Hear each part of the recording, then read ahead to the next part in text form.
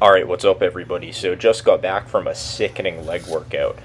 Not really something I've talked about on the channel yet, but a few weeks ago I actually did just finish up a little bit of a recovery period of some knee pain that I was dealing with that took me out of leg training for about 3 weeks. So as I come back from this, as you can see from this first clip in particular, my weight, my reps and everything, it's all out of whack. I mean, I had to drop the weight off a decent little amount. And I'm totally misjudging what my reps are because I'm progressing like crazy. And I'm not actually progressing, but I'm slowly working my way back. For reference, I started back off at 4 plates for 8 reps. And this week I decided to add 20 pounds and I ended up getting 10 reps on my first set. So that's pretty out of the blue and something unexpected, but it is a good sign that I am kind of regaining some of that muscle and coordination for this movement. So one concept that I was thinking about on my drive home from the gym, I don't really listen to any music or podcasts or anything on the drive home. It's just almost a time where I can kind of think about some things, think about the channel, some video ideas, and just go over a few lifting concepts in my head, which is just what I enjoy to do anyways, because I'm kind of weird like that, as you guys know. One thing that kind of stuck out to me on this particular ride home, a while back, as you guys know if you've been following the channel for a while, I did have someone point out that my legs are kind of small, and realistically, that person was right. It's very obvious just by looking at my physique that my legs are nowhere close to my upper body. I'm not the biggest guy by any means, and I still have some room to go, and I am pretty far along in my overall muscle building journey for my upper body. If you also have been following the channel for a while, a few months before I made this video talking about my legs being kind of small and lagging behind and going over that a little bit, I had a video which kind of started a little bit of a quick trend in the community about advice that I'd give to my younger self.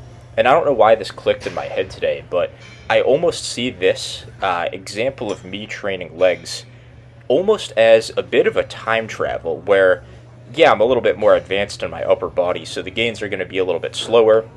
But I think a lot of the time, you get advanced lifters that try to oversimplify advice for beginners, and they don't really remember what it's like to be a beginner or to be someone that is on the other side of the spectrum that hasn't made it through that whole journey of building a muscle to become an advanced lifter yet.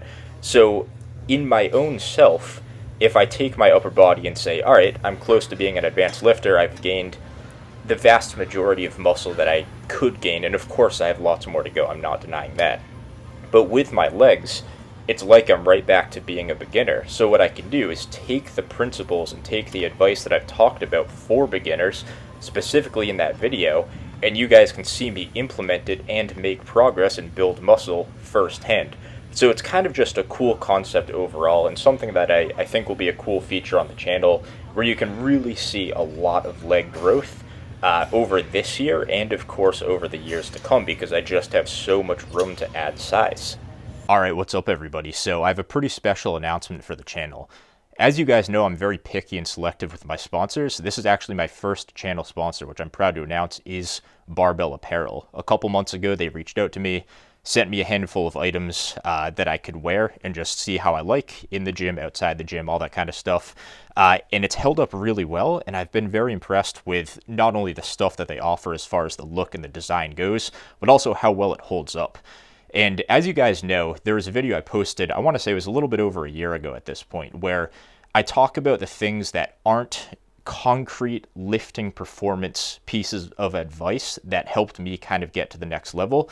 I think having clothes that fit you well, that you like, that make you feel like a good lifter and give you that confidence is important. It's in the same category as things like music, all that kind of stuff that just takes you to the next level. So as someone that's struggled to find gym clothing and even just casual clothing that I like, it's pretty cool to have a company that just matches the aesthetic of what I'm looking for and just who I am as a person. So for a company to have like rifle green clothes and tan and black and gray and all this kind of stuff that just matches the aesthetic of what I go for so perfectly, it kind of seemed like a no-brainer. So it's a huge thank you to Barbell Apparel for being able to sponsor my channel. It's a huge help for myself and then for the channel as well. And then obviously for you guys too, where you can see what I wear, and if you like it, you have a direct link to the stuff that I wear and the stuff that I like. So if you like my vibe and my aesthetic, it's a very quick link to go to where I'll actually have all of my stuff listed there that I like to wear and that I'll be wearing throughout my videos. So I gave it a good trial run. I'm really happy with their quality and everything, so be sure to go check out that link, see if you like anything, and then yeah, like I said, I'll be wearing it more often throughout my videos too. So with that said, that's it for the announcement. Huge thanks to Barbell Apparel. Couple updates personally. I'm closing in on 200 pounds on the bulk. I'm about 196 right now, morning weight, fasted and everything. No clothes on, or at least, yeah, I'll put boxers on or something, but whatever. I don't want to have you guys picture all that stuff, but either way, to get back to the workout, basically what we're going through today, couple sets of hack squats to start off. Of course, I went a little bit lighter just because I'm still coming back from injury, but I'm still training very, very hard, pushing myself as hard as I can. Going a little bit too light because on the first set I actually failed due to respiratory and cardiovascular conditioning. I trained hard, and going above 10 reps is nearly impossible for me to truly hit muscular or technical failure before just giving out from a conditioning perspective. 2 sets on hack squats, 2 hard sets on pendulum squats, 2 really hard sets past failure on hamstring curls, 2 more hard sets past failure on standing calf raises, and then you see I have this variation here, which is basically just an inverted leg press. What this does is keep my hips in a fixed position for added stability, so it's just one less potential area of weakness that I can eliminate through this movement. So as you can tell throughout this entire workout, if you look at the exercise selection and the volume for each muscle group, the quads and the calves are going to see the most volume. I have 4 sets for my quads, 3 sets for my calves, and then 2 sets for my hamstrings. I have no glute isolation because, as you guys know, I have pretty big glutes. Good problem to have, right? So overall, what I'm looking for here is just to bring up my weaknesses and really focus on muscles that are truly lagging behind, like my quads and like my calves. And of course, this is an issue where I have been someone that can squat a lot of weight.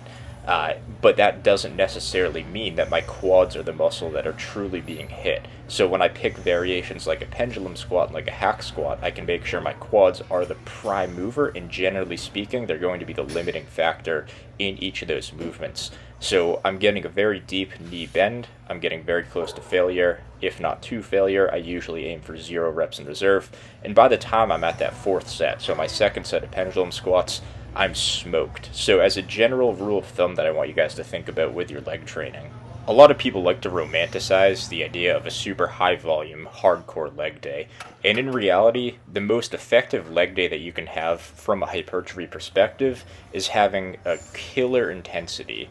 Have that killer instinct, push your sets as hard as you can, and more importantly, well, not more importantly, but just as important, you have to have lifts that actually target the muscles that you want to.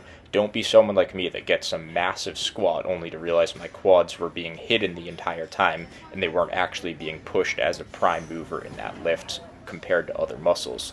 So what I'd say, pick a couple lifts. You don't need to do a crazy amount of volume to bring up weak points. It really does come down to exercise selection and then pushing those lifts as hard as you possibly can. So with that being said, that's all I got for today. I will see you guys in the next one.